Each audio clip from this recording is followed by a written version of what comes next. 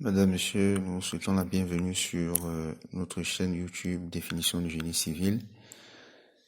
Et comme nous l'annoncions dernièrement à travers notre vidéo introductive, nous commençons par la toute première série de vidéos qui consistera, n'est-ce pas, à définir à chaque fois un mot propre au génie civil. Alors, pour commencer, nous allons parler des autoroutes. Elles sont très utilisées, presque incontournables de nos jours dans les pays développés, et elles nous rendent beaucoup de services. Donc, le programme de notre vidéo est le suivant. Nous allons commencer par la genèse des autoroutes, c'est-à-dire une sorte d'historique. Ensuite, nous vous parlerons des types d'autoroutes qui existent. Nous ferons également allusion aux aménagements qu'on y retrouve. Nous présenterons les parties d'une chaussée d'autoroute pour finir par la transcription des termes que nous allons employer du français vers l'anglais. Alors, commençons déjà par histoire des autoroutes. Nous avons choisi 10 principales phases de l'évolution de ces autoroutes. Et nous commençons par la toute première étape. C'est en 1909, en Allemagne, qu'on a assisté à une phase test des autoroutes. Ce n'était pas encore les autoroutes telles qu'on les connaît aujourd'hui. Et ce concept-là, il a vu le jour à Berlin. Cette voie d'autoroute s'étendait sur 10 km et elle intégrait un péage. Seulement, il y a eu un souci au niveau des sources de financement. Donc, les travaux ont d'abord été interrompus par la Première Guerre mondiale en 1914, mais en 1921, il y a eu un certain engouement. Déjà, la concurrence venait de l'autre côté de l'Atlantique, c'est-à-dire aux États-Unis, et cela a poussé au développement réel de l'autoroute en Allemagne. La deuxième étape, c'est la mise en service effective d'une autoroute, mais cette fois-ci aux États-Unis, en 1914. Et on a eu la construction d'une autoroute sur l'île de Long Island, près de New York. Elle faisait 65 km. Sa particularité, c'est qu'elle mène à des résidences d'hommes d'affaires qui ont participé justement à son financement. Et la société qui a en fait construit la toute première autoroute en Allemagne, c'est la même qui a réalisé celle-ci aux États-Unis en 1914.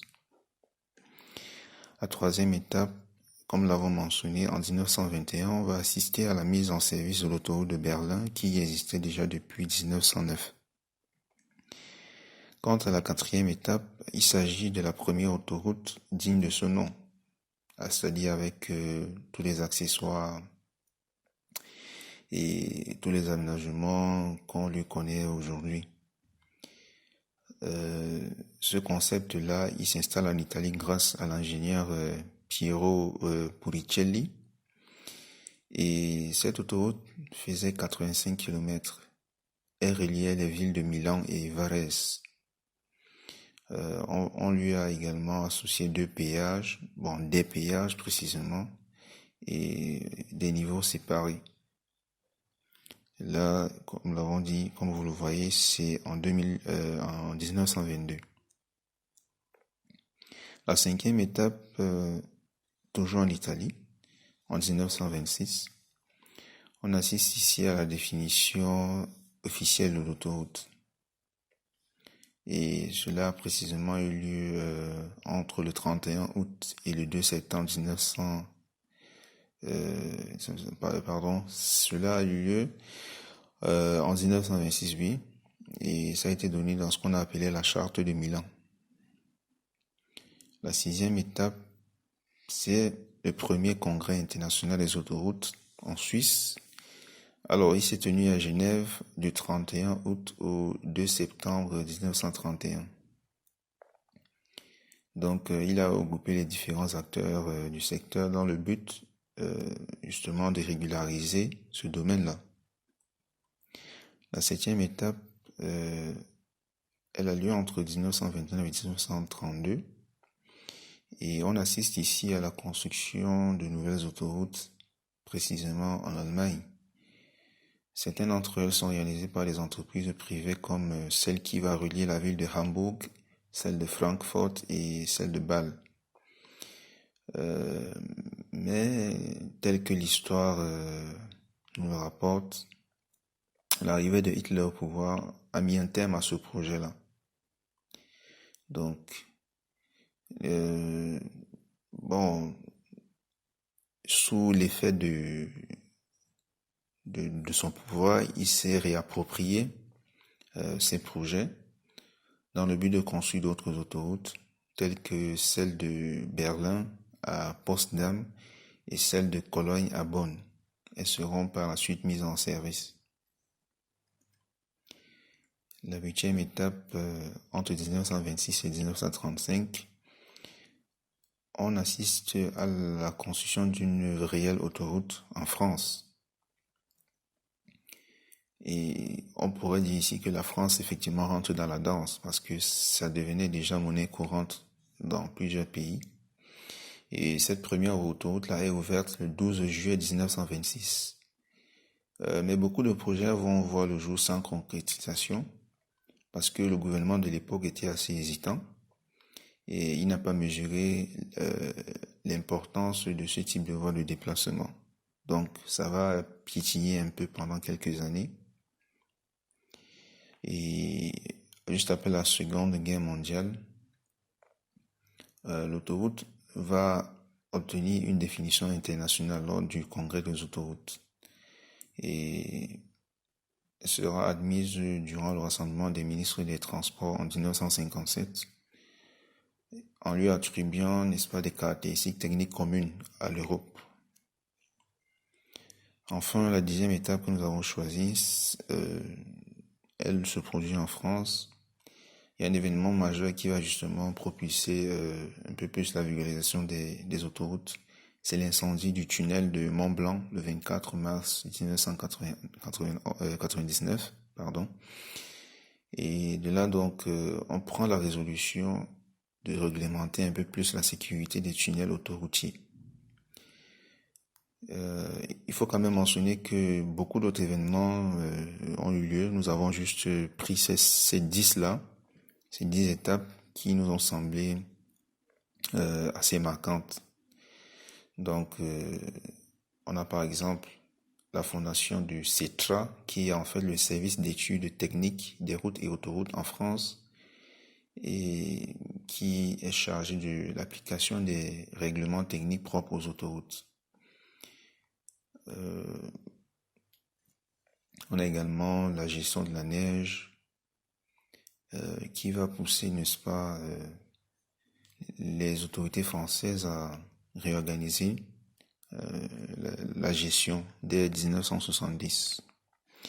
Donc voilà ce que nous pouvons dire au sujet de la genèse des autoroutes. Mais bien évidemment, comme nous l'avons déjà dit, on pourrait s'étaler, on pourrait mentionner beaucoup d'autres événements qui ont lieu et qui ont contribué à l'avènement et à l'évolution des autoroutes telles qu'on les connaît aujourd'hui. Parlons à présent du type d'autoroute. Nous avons principalement deux types, les autoroutes interurbaines et les autoroutes urbaines à caractère autoroutier. Alors, le premier type relie évidemment les grandes villes, ou disons des villes tout simplement, tandis que le second type se retrouve à l'intérieur des villes même. c'est-à-dire elles remplissent effectivement les caractéristiques d'une autoroute. Seulement, le lieu d'utilisation, c'est l'intérieur des villes. Alors, lorsqu'on parle des autoroutes interurbaines, on a également à ce niveau deux types. Le type L2, dont la vitesse minimale est de 110 km par heure, et le type L1, la vitesse minimale est de 130 km heure. Alors, quelles sont ces fonctionnalités? Elle relie, comme l'avons dit, les régions. Elle donne accès également aux métropoles régionales. Donc, les limitations de vitesse en référence au type que nous avons mentionné plus haut sont 110 et 130 km heure. Parlons à présent des types d'autoroutes urbaines à caractère autoroutier. Alors, il y a le type A80 et le type A100. A80 a comme vitesse limite 80 km heure, tandis que les autoroutes de type A100 ont 100 km heure, disons précisément 100 km par heure comme vitesse limite. Alors les fonctionnalités, c'est la desserte urbaine, c'est-à-dire à l'intérieur des villes, avec maximum 80 km heure selon qu'on est en A80 ou alors 100 km heure si on se retrouve sur une autoroute A100. Dans les limitations de vitesse, nous l'avons déjà mentionné tout à l'heure. Le prochain élément, ce sont les aménagements que l'on peut retrouver justement sur les autoroutes. Alors nous allons citer juste quelques-uns parce qu'il y en a plusieurs. Commençons déjà par ce qu'on peut appeler le passage supérieur, qui est en fait un pont. Mais il est juste construit au-dessus des chaussées d'autoroute. Donc là, c'est un exemple. On a également le terre-plein central végétalisé. On a précisé végétalisé parce qu'on peut en avoir sur des routes ordinaires qui sont faites de glissières, c'est-à-dire des éléments métalliques.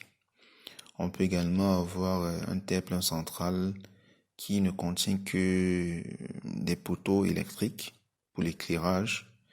On peut également avoir un terre-plein central qui est fait d'une sorte de dalle en béton armé ou alors juste du bitume. Mais il est assez distinctif par rapport au reste de la chaussée, du fait qu'il se trouve justement au centre. Autre aménagement qu'on peut retrouver sur une autoroute, nous avons naturellement les poteaux d'éclairage public. On peut également avoir un pont pour avion. Alors là, c'est pas très vulgaire, mais ça existe. Par exemple, en Allemagne, on peut avoir ce genre de pont spécialement fait pour l'atterrissage des avions. Aussi, on peut construire sur des autoroutes naturellement des stations de péage qui généralement se retrouvent à l'entrée des agglomérations. Évidemment, c'est un excellent moyen pour l'État de récupérer l'investissement qui a été fait lors de la construction de ces routes-là. Autre aménagement, c'est les glissières. Tout à l'heure, on a parlé du terre-plein central qui peut être fait de glissières, mais ces glissières, on peut également le retrouver au niveau des accotements, c'est-à-dire les extrémités de la chaussée.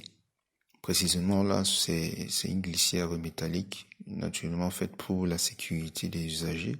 Par exemple, en cas d'accident, elle va effectuer quand même un effet de frein sur les véhicules de sorte qu'ils ne sortent pas carrément de la voie. Et ces bandes blanches, c'est en fait la bande d'arrêt d'urgence, c'est-à-dire en cas de panne ou alors en cas de force majeure, les automobilistes peuvent stationner justement à cet endroit sans risque, logiquement, sans risque de se faire percuter. Là, on a un panneau signalétique. Alors, il faut savoir que généralement, les autoroutes sont gérées par des entreprises. C'est-à-dire, il y a des sociétés spécialisées pour la gestion de ces autoroutes-là. Et elles ont donc des centres de commande à distance, à travers lesquels elles déjà peuvent transmettre les informations aux usagers de ces autoroutes-là. C'est pour cette raison que l'on retrouvera des fréquences radio spécifiques à ces autoroutes afin que les usagers puissent avoir en temps réel les informations, par exemple liées à la météo ou alors au fait qu'il y ait un accident sur l'autoroute et qui pourrait entraîner un bouchon. Autre moyen, c'est justement ce panneau signalétique qui envoie, à travers lequel justement le centre de commande va passer des informations cruciales, de sorte que les automobilistes soient avisés.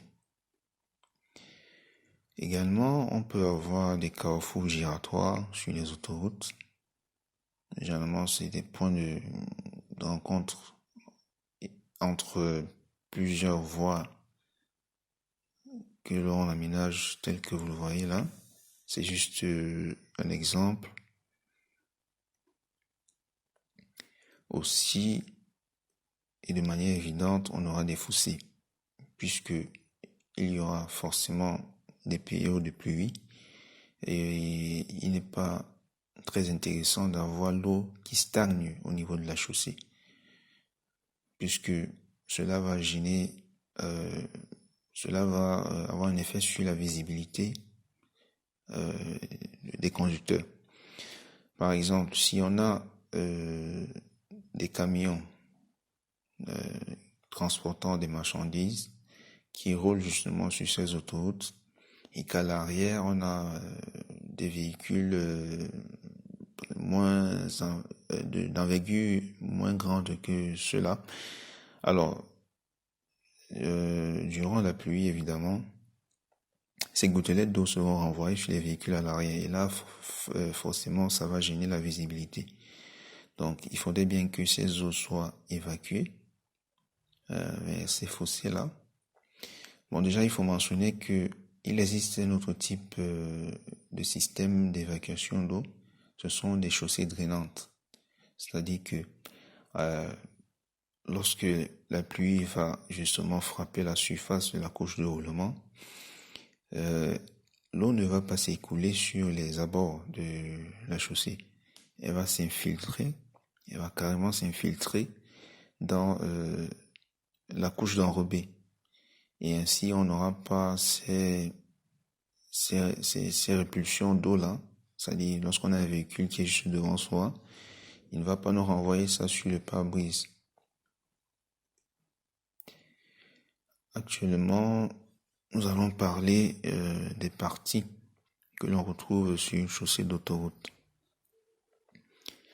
C'est des éléments d'ordre général, parce que selon le type d'autoroute, selon le projet, on pourra avoir des ajustements. Alors, là, on a une glissière. C'est naturellement un élément de protection pour les usagers. À ce niveau, on a ce qu'on appelle la berme. Ça peut être une couche de sable. À ce niveau, le terre-plein végétalisé. Dans la plupart des cas, il est végétalisé sur les autoroutes. Là, on a la couche de roulement en enrobé, qui est également appelée béton bitumineux. À ce niveau, on a une rigole. Et juste en dessous, un drain qui va justement faire l'évacuation de l'eau provenant des rigoles. Alors, il peut être en béton ou alors en polychlorure de vinyle, PVC. Là, on a la couche de base, juste en dessous de la couche de roulement. Après elle, c'est-à-dire de la surface vers les profondeurs, on a la couche de fondation. Sous elle est située la plateforme. Comme nous l'avons dit, ce sont en fait c'est une structure d'ordre général parce que selon le type de projet, on pourra avoir plus que ces 4 couches-là, c'est-à-dire plus que la couche de roulement, la couche de base, la couche de fondation, la plateforme. On pourra avoir par exemple entre la plateforme et la couche de fondation, la couche de forme. Ça va dépendre de la portée du projet et des données qu'on aura obtenues suite au dimensionnement. Mais comme nous l'avons annoncé dans notre vidéo introductive, notre chaîne n'a pas pour but de parler de tout ce qui est calcul. Nous nous limitons qu'à la définition des thèmes propres au génie civil afin de les rendre accessibles dans la mesure du possible aux personnes qui ne sont pas du domaine. Alors, on va parler actuellement de la transcription des thèmes que nous avons utilisés dans cet exposé et entrer évidemment aux autoroutes. Alors, autoroute en anglais, on va l'appeler highway. La bande d'arrêt d'urgence, c'est hard shoulder. Si on saute et qu'on parle par exemple du carrefour giratoire, on va l'appeler roundabout. La couche de base sera appelée substructure. La couche de fondation, foundation subbase. Si on parle par exemple de la glissière de sécurité, c'est safety barrier. Si on parle du terre-plein central, en anglais, il va correspondre à central reservation. Et vous pouvez voir justement les autres termes relatifs à ce dont nous avons parlé plus haut. Mais vous allez constater que durant la présentation jusqu'à ce niveau, nous n'avons pas défini concrètement l'autoroute. Alors, finalement, c'est quoi une autoroute? Nous avons retenu cette définition, bien qu'on puisse apporter quelque chose de plus, de supplémentaire. Alors, les autoroutes sont des routes sans croisement, on l'a remarqué tout à l'heure, accessibles seulement en des points aménagés, à cet effet, et réservées aux véhicules à propulsion mécanique. La précision en vaut la peine. Les autoroutes ne sont pas faites pour les vélos, ni pour des engins à 2 roues, de façon générale, tels que les motos, encore moins pour les véhicules traqués par des animaux. Parce que sur ces routes, justement, sur ces voies, la vitesse de circulation elle est assez importante.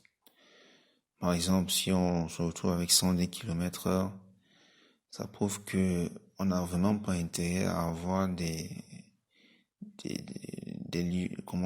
éléments qui vont entraver la circulation des usagers. Déjà, elles sont sans croisement, c'est-à-dire que c'est des voies qui vont dans un seul sens et qui n'ont pas besoin justement d'interruption. Alors cette définition elle nous vient d'un document qui est une référence. Le titre du document c'est 503 mots de l'exploitation de la route, glossaire. Il a été rédigé par le CETRA dont nous avons parlé plus haut, le service d'études techniques des routes et autoroutes en France. C'est une édition qui date de 1996. Nous sommes donc arrivés au terme de cette vidéo. Nous vous disons merci. Merci de nous avoir suivis. Et nous donnons rendez-vous justement dans une autre vidéo qui parlera d'un tout un autre thème, un autre terme relatif au génie civil. Nous vous disons donc au revoir et à très bientôt.